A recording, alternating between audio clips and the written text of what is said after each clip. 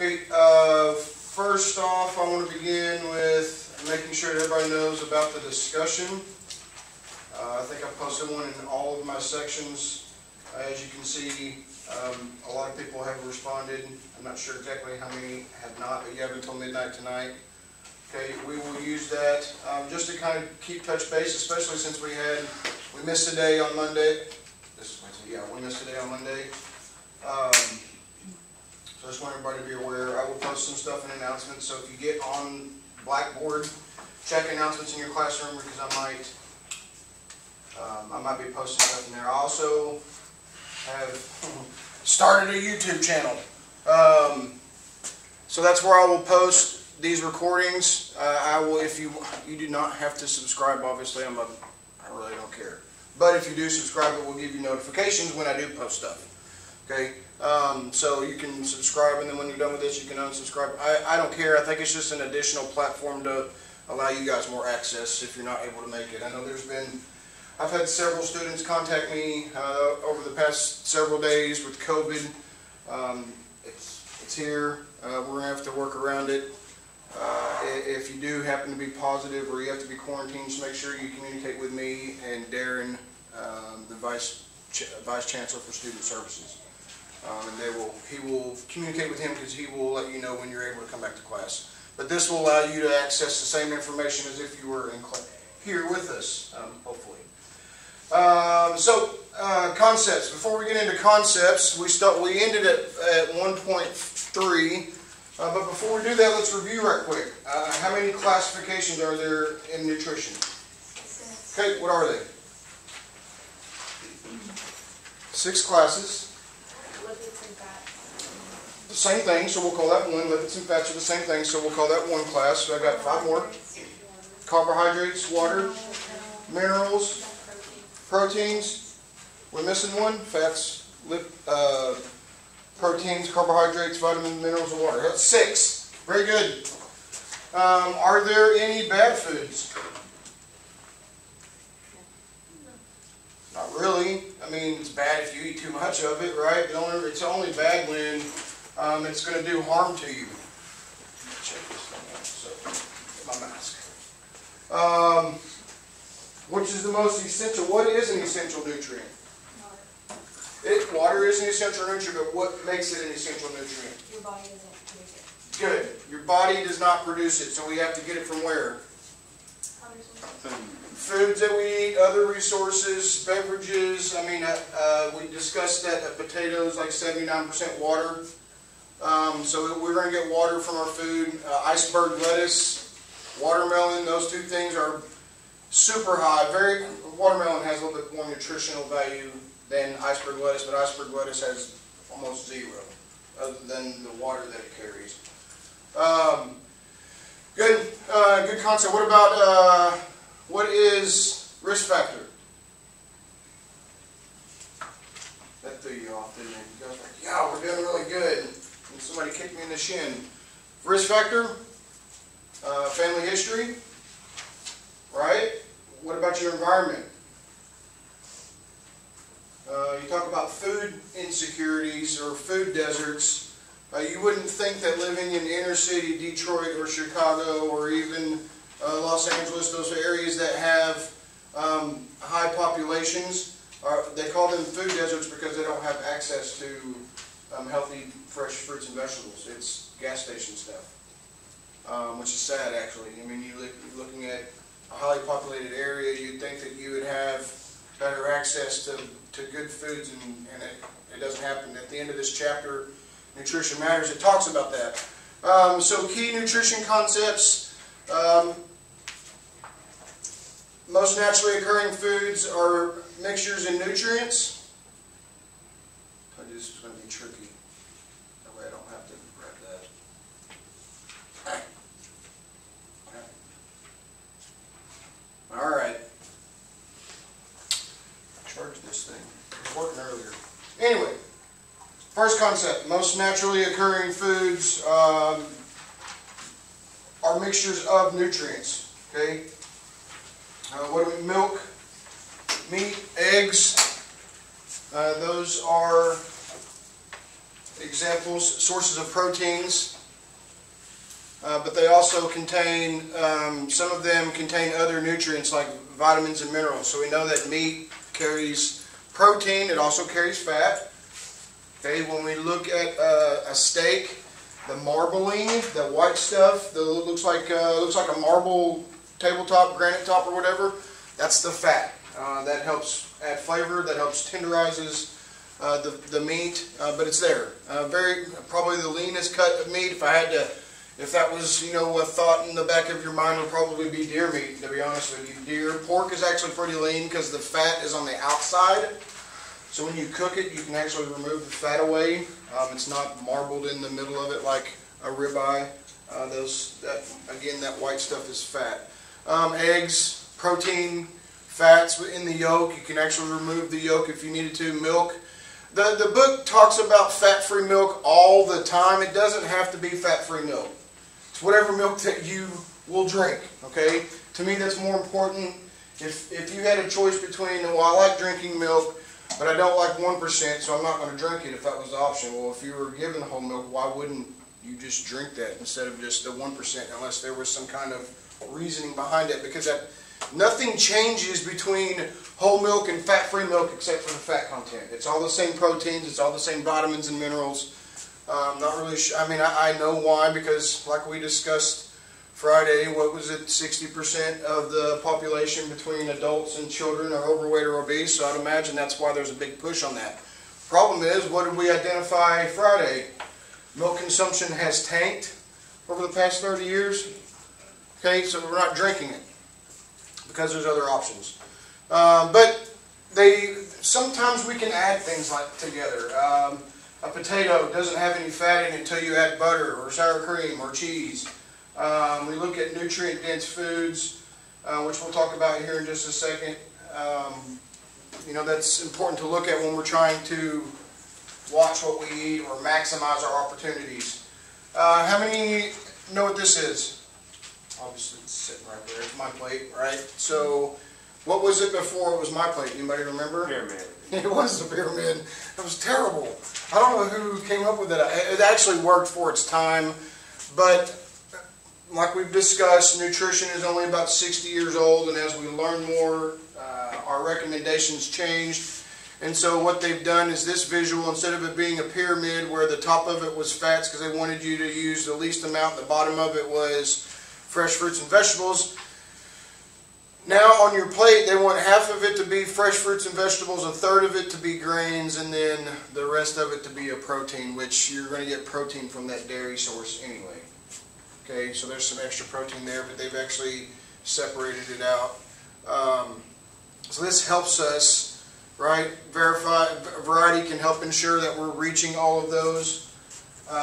It's the best way to eat. It doesn't have to be, oh, I need to eat fresh fruits and vegetables all the time. What happens with fresh fruits and vegetables? If you don't eat them, they go bad, right? Well, I say that. I'll tell you a story just to get you thinking, because our food is changing.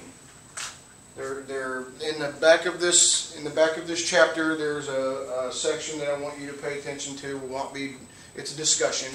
It's about biotechnology, GMOs. How many of you know what that is?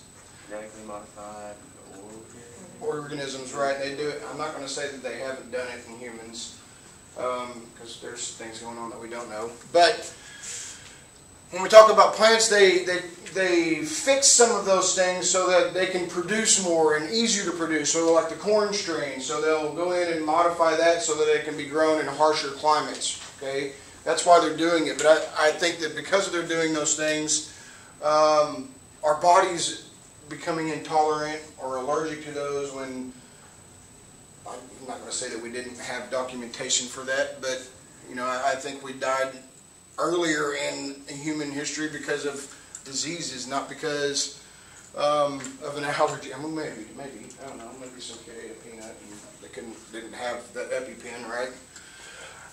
No good or bad foods. It's really about portion, okay? What do you think about pizza? How many of you like eating pizza? How many of you can't because of the crust? Okay, that's different. Kind of crazy that I feel like it's crazy to have to ask that question, but it's gluten-free, I get it. You know, some people have some issues with it. I like pizza because it has all the food groups on it. You got your carbs from your crust. You can put vegetables on it. You can put meat on it. You know, you really, man, you could throw pineapple and then you get a fruit. Okay, I think it's an opportunity. Just don't eat the whole pizza. Okay, just eat a couple pieces or eat a piece in a salad or something with it. What about chips? Some of them are pretty bad. Okay. My suggestion is, if you have a habit of grabbing a bag of chips and sitting down and watching a movie, and next thing you know they're done, like the bag is gone, don't buy the big bags, buy the small individuals. Because then you're mentally thinking about what you're eating and how you're eating it. Candy, donuts, good or bad? Bad. You eat too much of it, it should be a reward. So rewards are good, right? Yeah, we're going to Sunday morning before we go to church, we're going to swing by and get the kids donuts so they can't sit still in the pew or whatever. I don't know. Right? But pumpkin pie, good or bad? Good in moderation. Okay, did we talk about moderation? I know it was a conversation. Maybe it's up here. Maybe it's soon. We'll talk about that. But yes, so in right portions, okay. Actually, pumpkins are considered a superfood. And then you add eggs and make it a custard and put it inside this fatty crust right here. Enjoy it. We're meant to enjoy food. We eat all the time. Why are we going to deprive ourselves of the enjoyment of eating food? Just don't be gluttonous about it. Okay.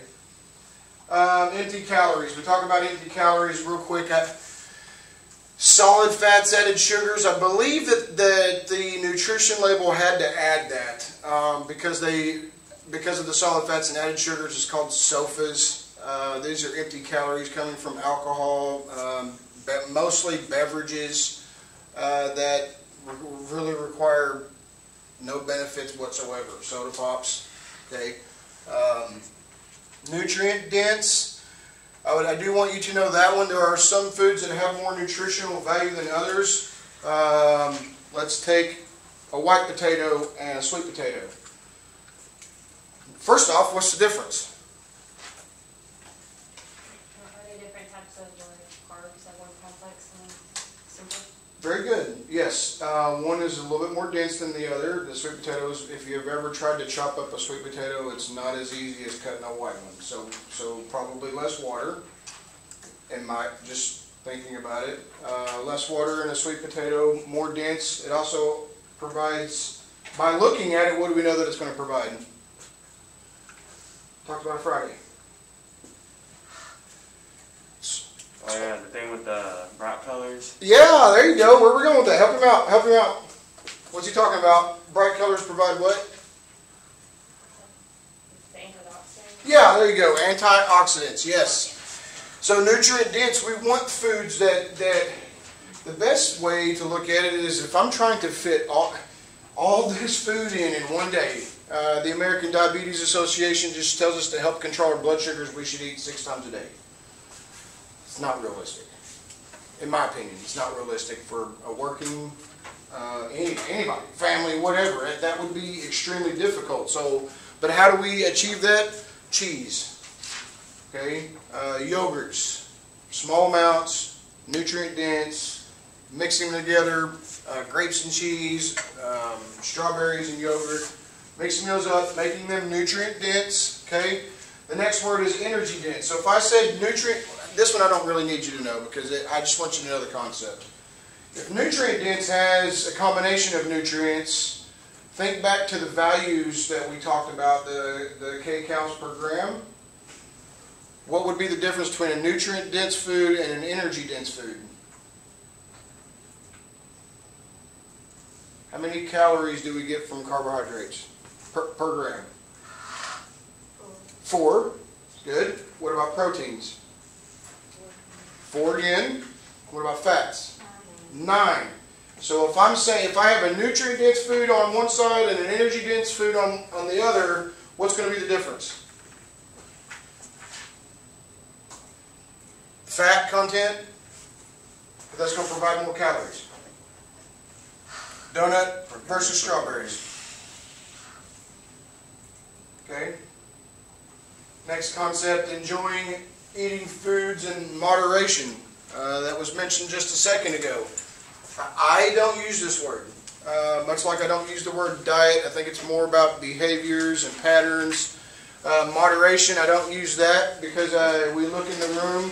How many of you eat yogurt?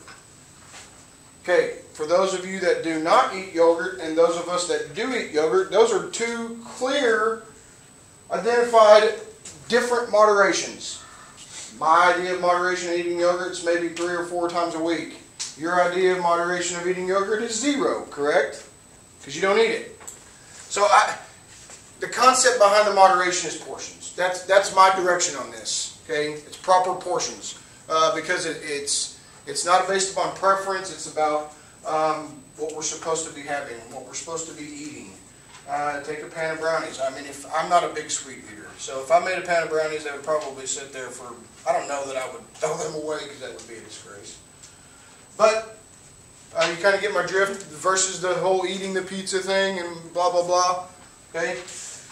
Concept 5, for each nutrient there is a safe range of intake. We discussed that there were Friday or Wednesday sometime. I know we talked about the lady that was in the contest and she drowned herself for drinking too much water.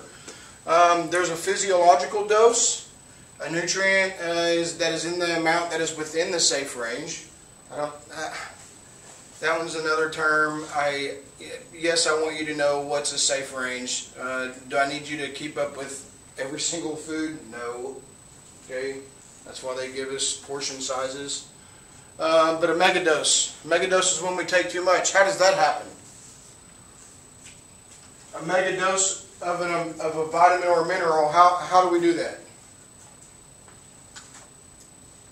Anybody? You eat too much of it. You eat too much of it, not knowing. I know. So my doctor told me I was deficient in vitamin D, so I'm going to go out and buy some vitamin D supplements at 3,000 milligrams a pill, right? Well, I know that I'm low, so I'm going to take 6 of them. Or not 6. I'm just exaggerating, giving you an example. You know we can get vitamin D. Our body can synthesize vitamin D from sunlight. Everybody know that? 3/4 arm for 15 minutes out in the sunlight. A little bit different in the winter just because we're a little bit further away, but our body can synthesize, our body can make vitamin D as long as we have appropriate amounts of calcium, but we can get that from the sun.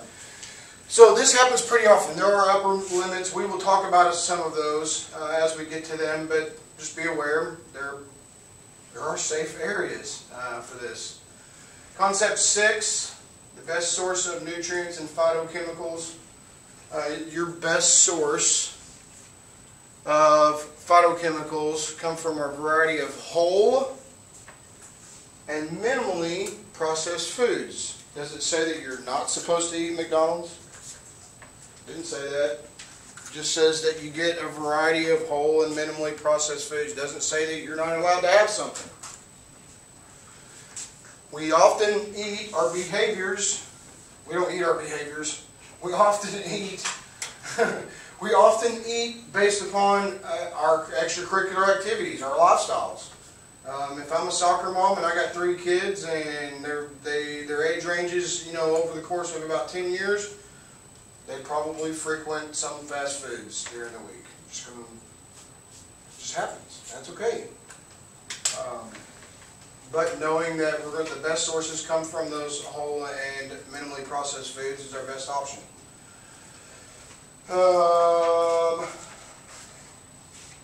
Concept 7. There is no one-size-fits-all approach. Okay, different body sizes, different body types, different physical activities, different family histories. I could go on and on. We could make up an excuse for it all. But there's no one-size-fits-all approach to planning this, okay? Different tolerances. Different likes and dislikes. There are a lot of things that go into, I guess, creating a budget or a lifestyle that fits yours. Okay, that's here's why is Atkins or the paleo diet? Why are those so popular? Because it's worked for so many people. That's why it's popular. If it wasn't popular, there wouldn't have been results attached to it. But that doesn't mean that we can't adapt and change those things. It's a personal choice. Foods and nutrients that contain are not cure-alls. If it's probably too good to be true, what is it? Too good to be true. Too good to be true. If you don't believe me, just try it. Because I'm telling you, I won't tell you I told you so, but I'll just say it now, I told you so. If it's too good to be true, it probably is. Most likely it will be. It's a scam. But they talk about that. How many of you are exempt? Nobody's gluten-free in here. I think we kind of established that because everybody eats pizza. Well, regular pizza. Is there gluten in water? You're looking at me like, why did he ask that question? Is there gluten in water? No, there's not. So why would you put that on the outside of your bottle? Why would you put gluten-free or nut-free when those things aren't even in? I get that sometimes these manufacturers produce more than one food product. Okay, I get that. But when we talk about functional foods, and we're going to get a little bit more in depth about food labeling and how all that happens. There's a lot of trends, and quite honestly, there's not a single product on the shelf in any grocery store that you walk into that is not meant to make money. And if they can throw something on there, something as small as gluten-free to get people to buy it more often because they think that that's a safer option, or they can charge more for it because it does have that on there, there's not a cure-all. Okay, there's not a magic pill. Do we have medications that help us control our blood sugars? Yes. Is that necessary? I'm not going to say that it's not sometimes. But instead of just relying on that pill and just continue to eating the way that you do, is that the right direction in resolving that? No. You're just prolonging some additional issues. So just be aware, no cure-all. Number 9, malnutrition.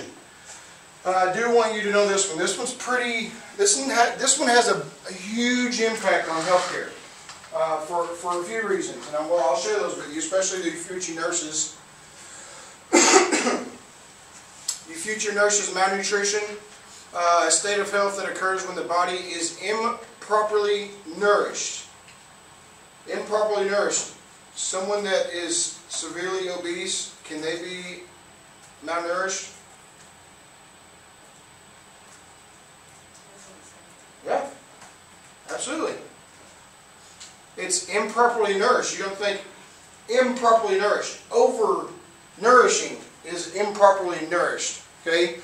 Most of the time when we talk about this malnutrition concept, especially in healthcare, a majority of the time, one, it's a chronic illness. Cancer, throat cancer, maybe they're going through medication, something like that. But for nurses moving forward, I'm going to give you 2 pieces of advice. Okay, when you go sit down and talk to your future boss, if you will, in an interview, if they give you the opportunity, malnutrition does 2 things. If you can get your provider to agree to the malnutrition terms, a registered dietitian should be involved with that. We've been trained. More dietitians are becoming trained to do physical assessments, and we're assessing muscle mass in the temporal area. We'll lose that first in the cheek line, clavicle area, in our shoulders when they become clubbed or squared. In our back, we skin fold. We check this. There's all kinds of areas that we can look for muscle wasting. When you're able to identify that and get your provider to agree, it does 2 things. First off, it increases the length of stay for your patients, okay, which improves outcomes. 2, hospital gets triple reimbursement. If you don't think that those are the 2 things that speak healthcare language, include that. You will see a lot of it. Now there is some criteria that goes along. It can't happen overnight. Okay, it's not a malnutrition. to be honest with you, to be better at this, we should be measuring those things before they get to a point where they're malnourished, to be honest with you. If we're trying to prevent instead of treat, which I feel like is a much cheaper way to do these things, then that could be, you're going to see it as a nurse. You're going to see it pretty often. But it's a team effort. Okay? So under nutrition, over nutrition, there is a section in the back of the book, Nutrition Matters, talks about children in those food deserts or that have food insecurities. Those things can happen. It's a little bit different in children. It's not a muscle wasting. It's more of and failure to thrive. I haven't really seen that a lot, but it is there. I think that they're replacing failure to thrive with malnutrition, but when you talk about children, it's more about lack of weight gain or weight loss. We don't do, most of the time with children, it's not a chronic disease. It's more of an environment or a lack of environment. Overnutrition is often characterized by obesity. We will talk about the BMI. We'll talk about how to calculate that. I'll give you my 2 cents, whether you want it or not, about how we can improve that, because I don't think the BMI is a very useful tool, in my opinion. It was actually created, I don't know if you know this or not, it was actually created by insurances, the BMI. Why do you think that? Body mass, everybody knows what BMI is, body mass index. Okay, classifies as healthy, underweight, overweight, obese, morbidly obese. Anybody? So the insurance has created the BMI so that if you fell into a different classification, they can charge you more money. It had nothing to do with health. True story. Nutrition is a dynamic science. We know that it's about 60 years old. Told you guys that. Research continues to explore these complex relationships between diets and health. Nutrition information constantly evolves, and that's why when we talk about the Got Milk campaigns, the incredible edible egg campaigns, and why they were using them and why we haven't seen them, it goes along with the science. I think an egg is a good source of proteins and good fats. If I was eating 21 eggs a week, I should probably think about cutting out a yolk or two somewhere along the way. Right? I mean, egg whites are not, how many of you had just egg whites? They just lack flavor. It's like Jell-O, kind of. Yeah. But I mean, nobody's here to make you make those decisions. Sometimes, I think we can use spices and herbs to make things taste better instead of, if we're trying to be healthy and be mindful of those things, it doesn't have to be a trip to Waffle House, which is terrible, by the way. I went to one over here last semester, and when did they start doing the bowl thing? When was the last time you've been to Waffle House? That's why you don't know what I'm talking about. The bowls are pretty popular. You know what I'm talking about? The rice bowls and kind of things like that they use at other restaurants. You guys haven't seen the Chipotle and rice bowl. KFC does a mashed potato bowl. Waffle House has a hash brown bowl. It's really good. I have not eaten it. It scared me. It's good. It's good. You should try it. Okay, I'll take your word for it. I'm not going to try it. I was a little upset when I went in there, and I don't think they had, I don't remember what it was, and it was like lunchtime, and they were talking about food safety, and some lady, I was just like, I'm really lucky I didn't get up and walk out. But I've worked in restaurants. I get it. She didn't do anything that was that terrible. It was just kind of, I don't even remember what it Your was. first mistake was walking into a Waffle House. It's been a while. Our I'm Waffle pretty House sure the is last time I went to a Waffle House, I was not sober. I was about to say, yeah, Exactly. 2 or 3 a.m., that's when you Be go. At least somewhat outright in the mind. Oh yeah, okay, Some I alcohol can, in Waffle. yeah. If the chefs aren't fighting, is it really a Waffle House? It's true, or Why do you go hungover. earlier in the morning? That's when all the Those are- hungover people are just like, Like at 8 o'clock. Yeah, but then you don't have to talk to them for the most part. So that I agree. I think if you're They need going their to, lives, that's why they Stay late at night. Why would you or late at tell night. Don't go late at night, No. because that's when they're all throwing up and everything. Yeah, I don't want that either. Don't go late. We go to like 9 or 10 o'clock. Okay, we'll just go ahead and make it clear that that was a poor decision. You walk Okay, in the hall and house. we make decisions based upon experiences and knowledge. And I have both of those. I will not go back to that. Doesn't mean I will never go back into a Waffle House. But science changes. Okay, science changes, which means our recommendations change. We talked about the Healthy People 2030 and how those initiatives, when they started back in the 70s, it went from, I mean, several to an enormous amount of objectives. And we talked about those, reducing the number of people that were obese in the United States. I think it's more than just, here's an objective. How are we helping people get there? Are we doing more education? Are we encouraging people to choose less? And when, I don't know if you guys know this, you know, the placement on the shelf in the grocery store is on purpose. Eye level. Most of it is about the 5'5" range, right about eye level for a majority of people, except for the cereal aisle. Where are the most popular ones kept? Isn't it like a Bottom. Yeah. Kids. Boom!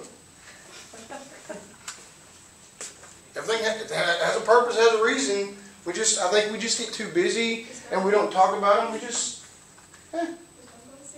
cereal. There's a reason.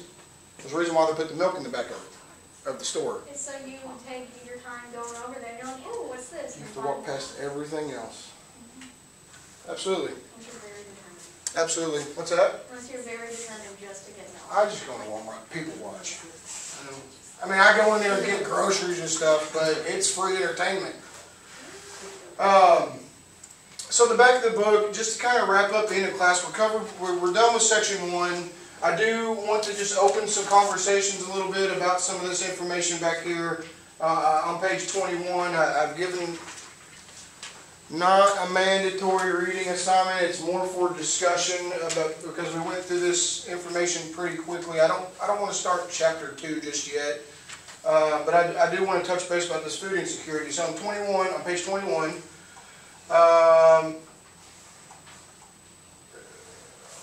it go? Would be nice if you give me a page. There it is. Okay, most American households are food secure, which means the people in these households have access and can purchase sufficient food to lead healthy, active lives. Which purchasing healthy foods does not lead to an active life. Okay, your activity leads to an active life, but we have to have the right kinds of foods. In 2019, not too long ago. Food insecurity was reported an estimated of 10.5% of all households in the United States. Doesn't sound like a lot, okay? Doesn't sound like a lot. 10.5%. Oh, I said something. It's a little controversial.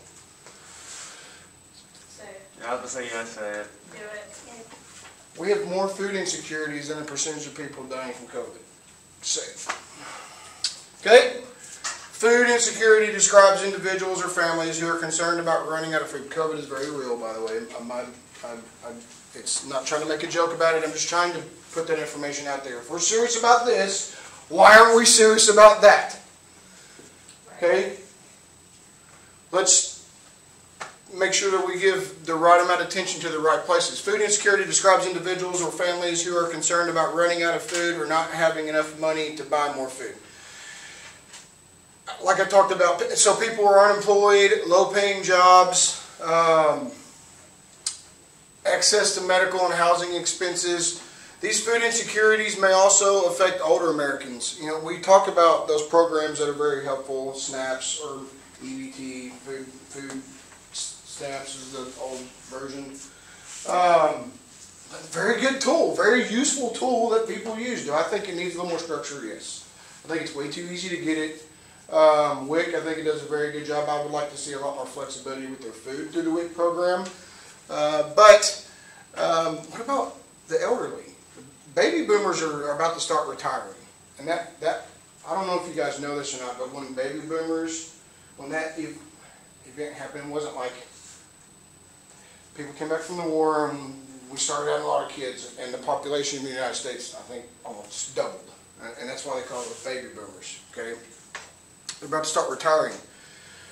Fixed incomes. There's not a Social Security for them, but what kind of resources do we have for them? Anybody know? Meals on Wheels, you ever heard of that? A lot of senior citizen, they'll host lunch. I've done that quite a bit in Missouri.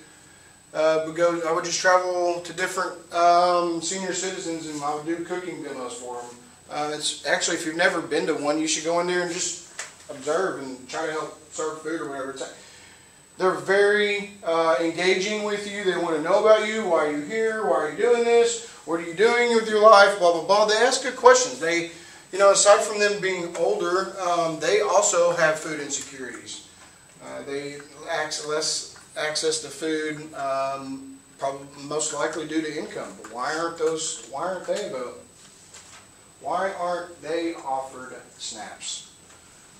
We're talking about women and infants and children. I think it's women in the reproductive ages, so we could probably count that out. But there should be different programs.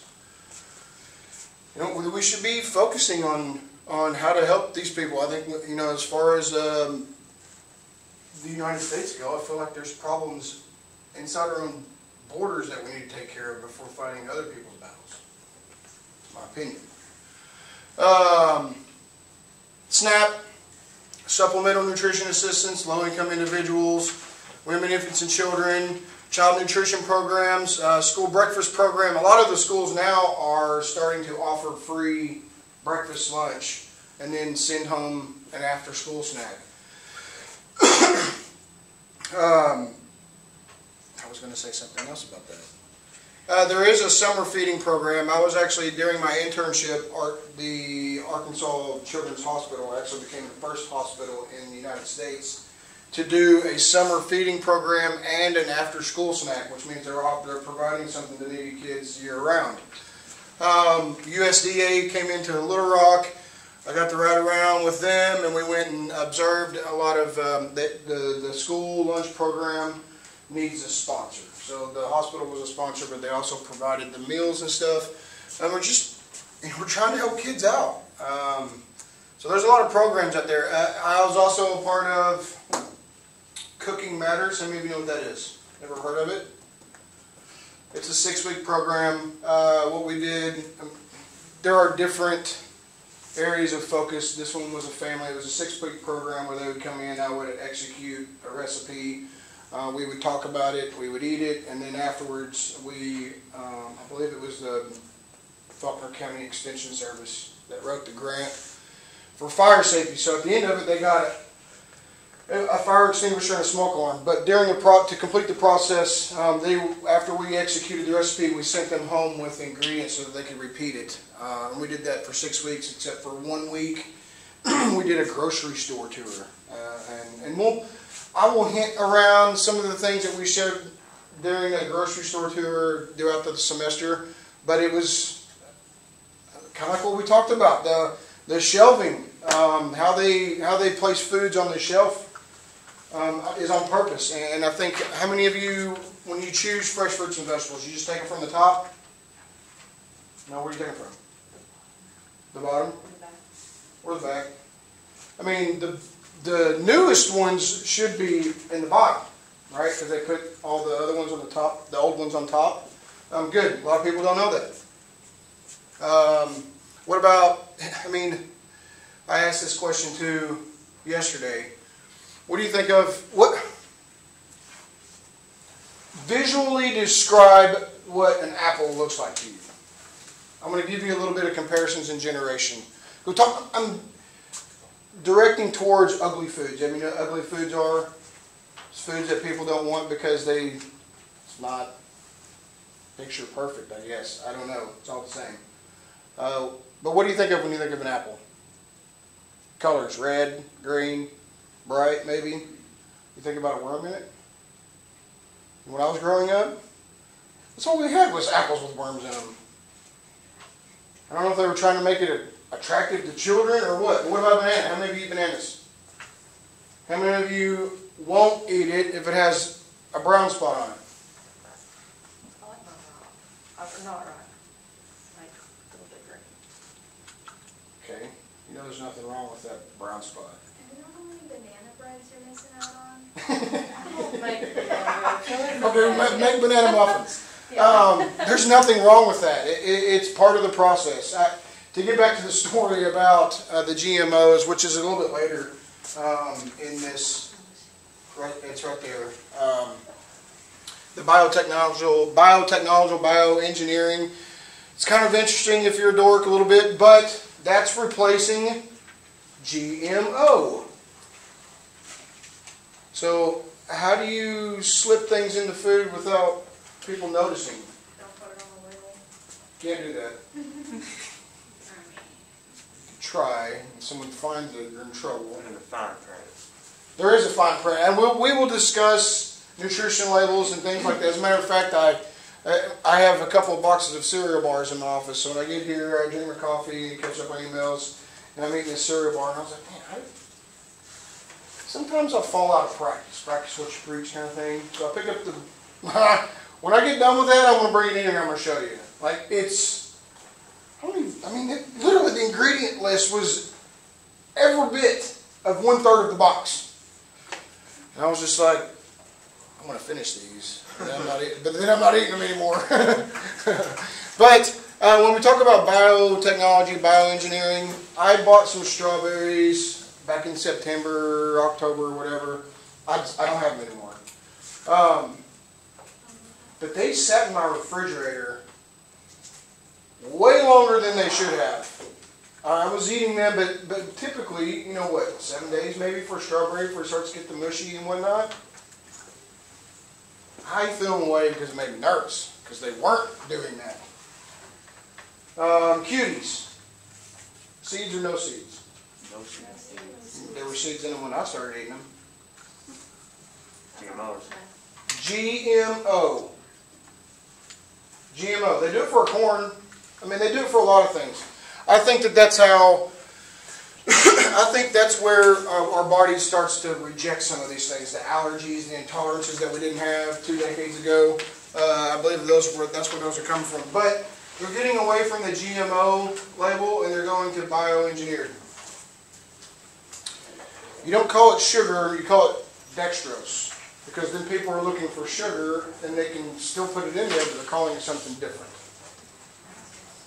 Am I expected to everybody that I had students or even myself to remember all the names? Absolutely not. But I'm just going to tell you, if I pick up a frozen bag of corn and it's more than just corn, put it back. Shouldn't be. It's frozen. Shouldn't be anything unless it's buttered corn. You know what I'm saying? Unless it's seasoned or things of that nature. So that's chapter 1. We will kickstart chapter 2. I'll put a discussion out there just to kind of keep us all involved. Read this bioengineer. I want to know, some of your thoughts on this. So I'll put a discussion out there. It won't be for any points. I just want us to be engaged. Okay. Have a good afternoon.